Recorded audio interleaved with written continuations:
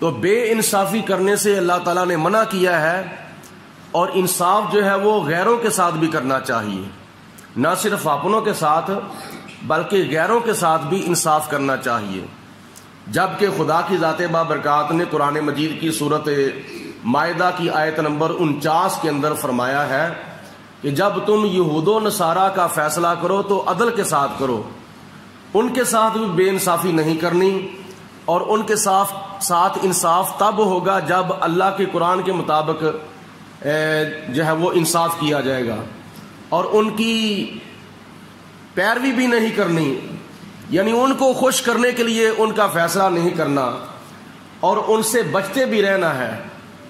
کہ کہیں وہ تمہیں اللہ تعالیٰ کے کلام میں سے بعض کلام کے بارے میں تمہیں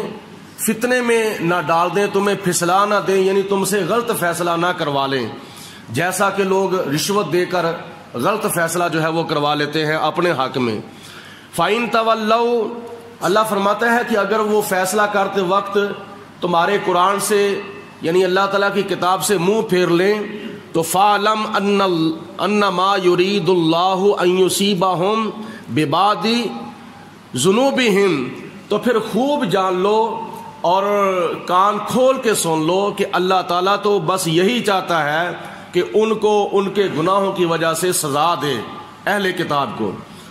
اور وَإِنَّ كَثِيرًا مِّنَ النَّاسِ لَفَاسِقُونَ، اور لوگوں میں اکثر لوگ جو ہوتے ہیں وہ فاسق ہوتے ہیں اور نافرمان ہوتے ہیں۔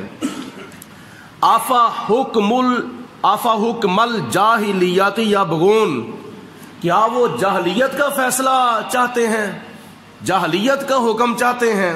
وَمَنْ أَحْسَنُ مِنَ اللَّهِ حُكْمًا لِقَوْمٍ يُوقِنُونَ، یقین کرنے والی قوم کے لیے اللہ تعالیٰ سے بڑھ کر کس کا فیصلہ بہتر ہو سکتا ہے؟ اللہ کا فیصلہ جو ہے وہ سب سے بہتر فیصلہ ہے۔ یہ آیت مبارکہ تب نازل ہوئی تھی جب نبی پاک علیہ الصلوۃ والسلام نے بنی نذیر اور بنی قریظہ، دو کیا نام ہے یہودیوں کے قبیلے تھے، وہ آپس میں جھگڑتے تھے، آپس میں قتل و غارت کرتے تھے، ایک دوسرے کا قتل کر دیتے تھے۔ تو جب حضور علیہ الصلوۃ والسلام مکہ المکرمہ سے ہجرت فرما کر مدینہ المنورہ تشریف لے گئے تو یہ دونوں قبیلے بنی نذیر اور بنی قریظہ یہ اپنا مقدمہ لے کر نبی پاک علیہ الصلوۃ والسلام کے پاس آئے، اور آ کر انہوں نے کہا کہ ہم میں سے اگر کوئی کسی کا کوئی آدمی قتل کر دیتا ہے تو ایک قبیلہ دوسرے کو اس کا خون بہا کم دیتا ہے، اور وہ اس کو خون بہا زیادہ دیتا ہے، تو اس کے بارے میں فیصلہ کریں۔ نبی کریم علیہ الصلوۃ والسلام نے فرمایا کہ دونوں قبیلوں کے جو خون ہیں وہ برابر ہیں، کسی کو کسی کے اوپر فضیلت نہیں۔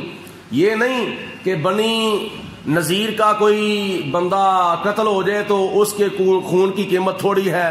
اور بنی قریظہ کا کوئی بندہ قتل ہو جائے تو اس کے خون کی قیمت زیادہ ہے، نہ، خون دونوں کا برابر ہے، لہٰذا دیت بھی ایک دوسرے کو برابر دینی چاہیے، زیادہ یا کم نہیں دینی چاہیے۔ تو ان میں سے ایک قبیلے نے انکار کر دیا نبی پاک علیہ الصلوۃ والسلام کے فیصلے کا، تو اس وقت اللہ تعالیٰ نے یہ آیت نازل فرمائی کہ آفا حکم الجاہلیت یبغون، کیا یہ لوگ جاہلیت کا فیصلہ چاہتے ہیں اللہ کا فیصلہ چھوڑ کر؟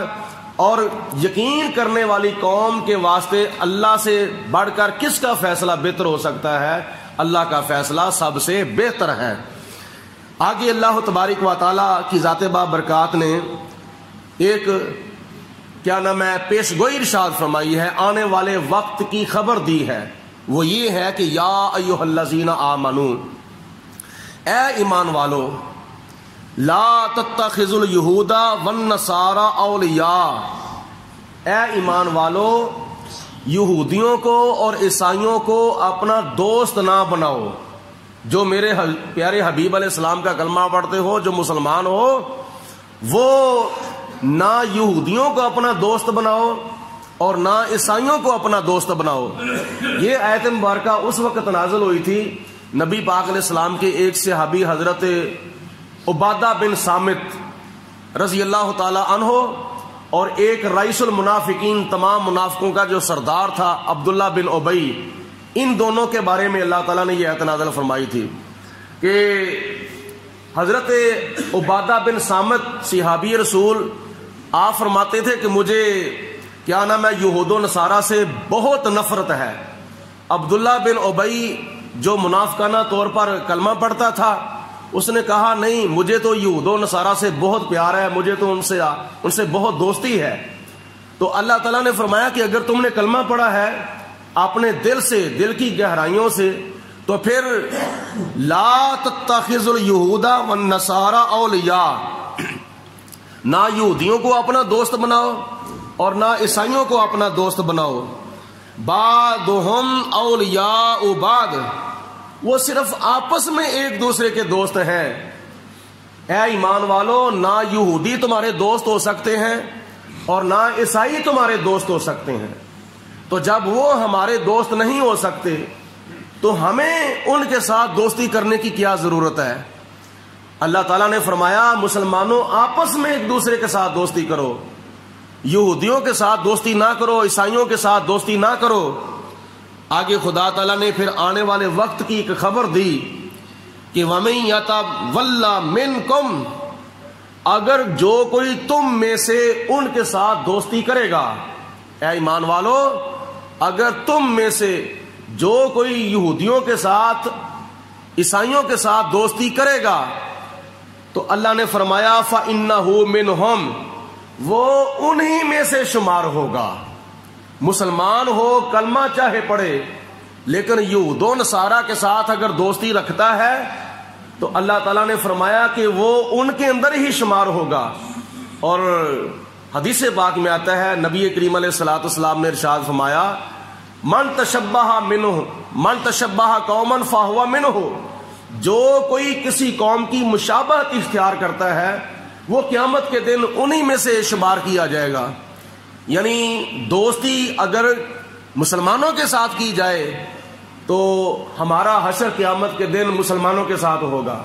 اگر کوئی مسلمان ہو کے کلمہ پڑھ کے عیسائیوں کے ساتھ یا یہودیوں کے ساتھ دوستی کرتا ہے تو اس کا حشر قیامت کے دن یہود و نصارہ کے ساتھ ہوگا. نبی پاک نے صلاۃ والسلام کی بارگاہ میں ایک صحابی حاضر ہوئے, عرض کرتے ہیں یا رسول اللہ قیامت کب آنی ہے؟ تو حضور علیہ الصلوۃ والسلام نے فرمایا کہ تو نے قیامت کے لیے کون سی تیاری کی ہے؟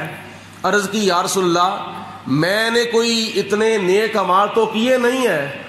لیکن ایک کام ضرور کیا ہے, میں نے اللہ تعالیٰ کے پیارے حبیب علیہ الصلوۃ والسلام سے محبت کی ہے. یا رسول اللہ میں آپ سے پیار کرتا ہوں, یا رسول اللہ میں آپ سے محبت رکھتا ہوں, یا رسول اللہ میں آپ سے الفت و عقیدت رکھتا ہوں. تو نبی پاک علیہ السلام نے فرمایا تجھے گھبرانے کی ضرورت نہیں ہے, دنیا کے اندر جو بندہ جس کے ساتھ محبت رکھے گا وہ قیامت کے دن اسی کے ساتھ ہوگا. تو کتنی خوش نصیبی ہے مسلمانوں کی جو اللہ کے نبیوں کے ساتھ محبت رکھتے ہیں, اللہ کے ولیوں کے ساتھ محبت رکھتے ہیں, صحابہ کرام کے ساتھ محبت رکھتے ہیں, اہل بیت پاک کے ساتھ محبت رکھتے ہیں, اولیاء کاملین کے ساتھ محبت رکھتے ہیں. محبت آدمی رکھتا ہے جس سے قیامت میں وہ ہوگا ساتھ اس کے. تو اس لیے اچھا یارانہ ہونا چاہیے, اچھی دوستی ہونی چاہیے, نیکوں کا سنگ اختیار کرنا چاہیے. اللہ نے قرآن پاک میں ارشاد فرمایا یا ایھا الذین آمنوا اتقوا اللہ وکونوا مع الصادقین, ایمان والو اللہ تعالیٰ سے ڈرتے رہو اور اللہ کے سچے بندوں کے ساتھ رہو اور ان کا سنگ اختیار کرتے رہو. جڑا اللہ دے ولیاں دا کردا اے سنگ, اس کچ تے بھی آندا اے ہیرے دا رنگ, اس ہیرے دا کوڈی بھی رہندا نہیں مل, جڑا گر جاوے ٹوٹ کے کسے ہار چوں. تو یہ یاد رکھو اپنا یارانہ, اپنی دوستی, یہ ایک بندے کا ایک سابقہ تعارف ہوتا ہے. تو چوروں کے ساتھ یاری لگانا, ڈکیتوں کے ساتھ یاری لگانا, رشوت خوروں کے ساتھ یاری لگانا, سود خوروں کے ساتھ یاری لگانا, اللہ رسول کے دشمنوں کے ساتھ یاری لگانا, یہ قیامت والے دن شرمندگی کا باعث بنے گا. اگر قیامت والے دن عزت چاہتے ہو تو پھر اللہ کی عزت والے بندوں کے ساتھ لگ جاؤ. جیسے خدا نے ان کو عزت عطا فرمائی ہے اسی طرح اللہ تعالیٰ تمہیں بھی عزت عطا فرمائے گا. تو اس لیے رب العالمین کی ذات بابرکات نے ارشاد فرمایا وَمَن يَتَوَلَّ مِنْكُمْ، جو کوئی تم میں سے ان یہود و نصارہ کے ساتھ دوستی رکھے گا تو وہ قیامت کے دن ان کے ساتھ ہی ہوگا. ان اللہ لا یہدی القوم الظالمین، بے شک اللہ تعالیٰ بے انصافوں کے ساتھ، بے انصافوں کو اللہ تعالیٰ ہدایت نہیں دیتا. اللہ پاک ہدایت عطا فرماتا ہے تو عدل کرنے والوں کو عطا فرماتا ہے، انصاف کرنے والوں کو عطا فرماتا ہے، ظالموں کو اللہ تعالیٰ ہدایت نہیں عطا فرماتا. تو اس پاک مہینے کے اندر ہم سب کو سچی توبہ کر کے دین کے قریب ہونا چاہیے، اور دین کے قریب ہونے کا ذریعہ اور سبب یہی ہے کہ جو لوگ دین کے قریب ہیں ان کے قریب ہو جاؤ. یعنی جو 5 وقت کی نماز پڑھتے ہیں، جو رمضان المبارک کے روزے رکھتے ہیں ان کے قریب ہو جاؤ، جو تلاوت قرآن کرتے ہیں ان کے قریب ہو جاؤ، جو نبی پاک علیہ الصلوۃ والسلام کے دین کے قریب ہیں ان کے قریب ہونے سے بندہ دین کے قریب ہو جائے گا. اور جب بندہ دین کے قریب ہوگا تو پھر وہ اللہ کے بھی قریب ہو جائے گا، اللہ کے رسول کے بھی قریب ہو جائے گا. حدیث پاک میں آتا ہے نبی کریم علیہ الصلوۃ والسلام نے ارشاد فرمایا کہ بندے کو دیگر عبادات کے علاوہ سب سے زیادہ خدا کا قرب اگر حاصل ہوتا ہے تو وہ نماز پڑھتے ہوئے جب سجدہ کرتا ہے تو سجدے کے دوران اللہ تعالیٰ نماز پڑھنے والے کو زیادہ سے زیادہ قرب عطا فرماتا ہے.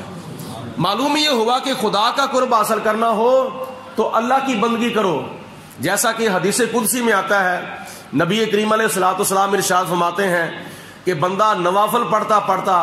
اللہ کے اتنا قریب ہو جاتا ہے، اتنا قریب ہو جاتا ہے کہ اللہ فرماتا ہے کہ میں اس کی آنکھیں بن جاتا ہوں،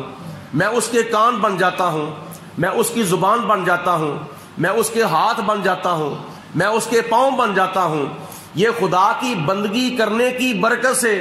اللہ تعالیٰ اس کو اپنا اتنا قرب عطا فرماتا ہے کہ آنکھیں اس کی ہوتی ہیں، دیکھنا خدا کا ہوتا ہے، کان اس کے ہوتے ہیں، سننا خدا کا ہوتا ہے، زبان اس کی ہوتی ہے، بولنا خدا کا ہوتا ہے، ہاتھ اس کے ہوتے ہیں، اشارہ خدا کا ہوتا ہے. اسی طرح نبی پاک علیہ الصلوۃ والسلام کا قرب حاصل کرنا ہو تو زیادہ سے زیادہ نبی پاک علیہ السلام پر درود و سلام پڑھنا چاہیے. جیسا کہ ایک صحابی نے حضور علیہ السلام کی بارگاہ میں عرض کی، یا رسول اللہ میرا دل چاہتا ہے کہ قیامت والے دن میں آپ کے قریب ہو جاؤں، تو کیا اس کا ذریعہ اور سبب ہے؟ نبی پاک علیہ السلام نے حدیث پاک میں ارشاد فرمایا جو دنیا کی زندگی میں جتنا زیادہ میرے اوپر درود پڑے گا قیامت والے دن وہ اتنا ہی زیادہ میرے قریب ہوگا.